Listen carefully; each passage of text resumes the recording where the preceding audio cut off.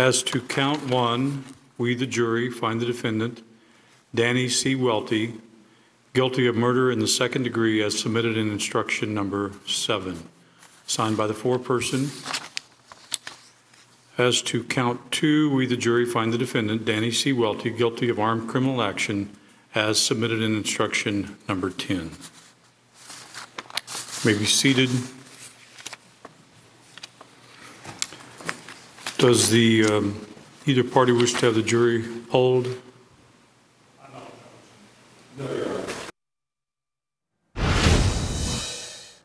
Danny Welte was convicted in a trial that you saw right here on Court TV. His sentencing is set for tomorrow, and the circumstances surrounding this case are really tragic. His son commits suicide, and then shortly thereafter, they bury his son. He ends up murdering his wife, the mother of the child. Unbelievable. Ted Rollins has a preview of tomorrow's sentencing. As to count one, we, the jury, find the defendant, Danny C. Welte, guilty of murder in the second degree as submitted in instruction number 7. It took a jury less than 3 hours to find Danny Welte guilty of killing his wife. That verdict was exactly what Welte and his defense team was hoping for. He was pleased that he is not going to go to prison for the rest of his life.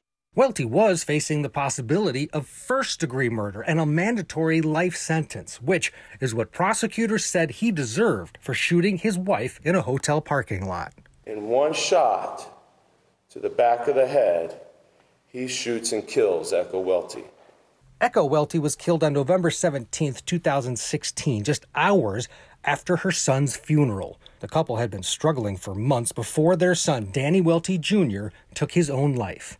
He dearly loved that boy. Welte's lawyer said his client simply lost control amid the traumatic circumstances. He was in a highly emotional state. He had been depressed, and he was not functioning like the Danny Welte who had lived for some 40 years. The couple's adult daughter, Bethany Wellman, testified against her father. She was in the hotel while her parents argued outside. My mom and Danny hadn't been on real speaking terms.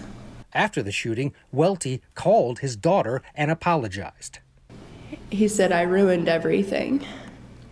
First your brother, now your mother." In a police interview, Welte said he went for his gun because he was angry with Echo and tired of arguing with her.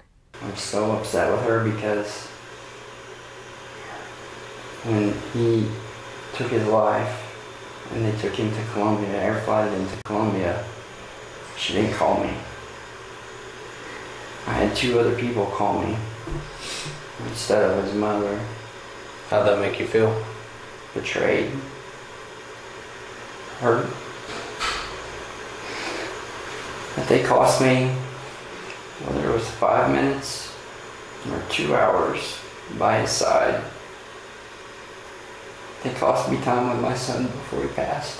Welte was driving to a concert with his on and off girlfriend when he learned that his son had shot himself. I knew how much he loved his children. Amy Enschlager testified she told Welte the day of his son's funeral that they should take a break. I said I feel like he needs to spend time with his family, be with his children, and really decide where he needs to be at this point. And it was just, there was so much loss and so much devastation, and it was hard to watch him. The jury also heard from a hotel guest who saw Welte point his gun at his wife. Was there anything out of the ordinary that caught your eye or your attention? Yes, a woman that was screaming for help. James Dykes managed to briefly intervene when Welte's gun jammed, but ultimately he could not stop him. He left after I told him to leave, and that's whenever I grabbed a hold of her because she was wanting her keys, and then we was walking towards the door after I told her just go inside, and then the person ran beside me and from behind me, and then when I got closer, it was him, and He shot her in the back of the head. Now, punishment is up to a judge. Welte faces anywhere between 10 years to life in prison. We're going to argue that the defendant needs to be in prison for life on the murder 2 charge, that he deserves 20 years on the armed criminal action charge, and he'll have to do 85% of both those. Welte's lawyer is hoping for leniency.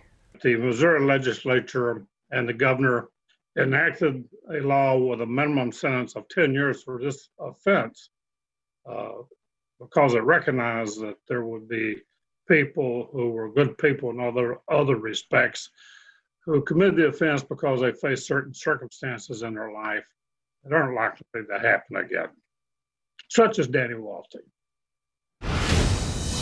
A lot of discretion for that judge in sentencing Danny Welte, and it's a case, very unusual circumstances where you're talking about burying your son after suicide and then being charged with killing your wife after your girlfriend breaks up with you. All right, let's bring in Ted Rollins. Ted, we're getting ready for tomorrow. That's the sentencing. Who are we going to hear from tomorrow?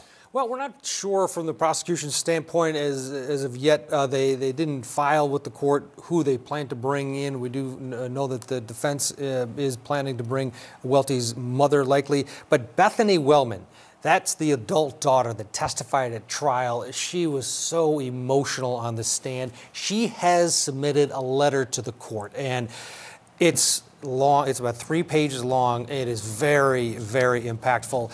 This is a victim impact statement. I'll read some of it. Your actions against my mom were not only unthinkable, but to me unforgivable. I have read the letters that you have sent, and each one of them hurt me. I wanted you to apologize for everything you have taken away from me. Instead, you've pleaded me to remember good times and forgive you. The emotional, mental, physical abuse you caused through the years have impacted me with trust issues that you'll never understand.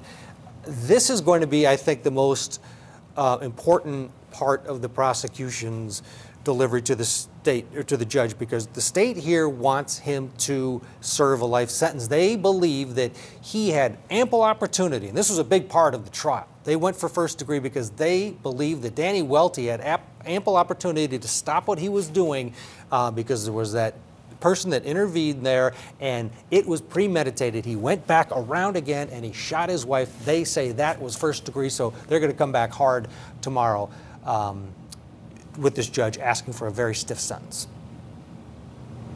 Yeah, and as we look at this one, I'm wondering how it plays, the suicide of the child. Is that an aggravating factor or a mitigating factor at sentencing? I think that's a tough one to predict the way it'll play out. I think the defense is really saying it's mitigating for sure, because they're saying that he was not himself, and they went with the jury on this too. They said this guy he's led a good life. This isn't Danny Welte. He was 41 at the time, years old. He just lost his mind, and it's because of the fact that he lost his son when he took his own life. He's had a ton of people write letters on his behalf, you know, the ones that you might think. He's a very religious guy, so he kind of leads the prayer services at the jail. But there is one letter that really stuck out to us here at Court TV, and that is from the jailer. This is the supervisor of the jail. He wrote a wonderful letter in Welte's behalf, saying, in part, while I know Danny, what he did was unthinkable, and I know that he should spend some time in prison for it, I do not believe he deserves to spend the rest of his life behind prison walls. I believe Danny deserves a second chance. You know, we're going to probably hear from Danny's mother. That's expected, but it's not expected that the jailer actually pens a letter on your behalf, because he's been that good of an inmate for the last 3 years. Yeah, that is extremely unusual. High drama for tomorrow in that courtroom. Ted Rollins, thanks so much.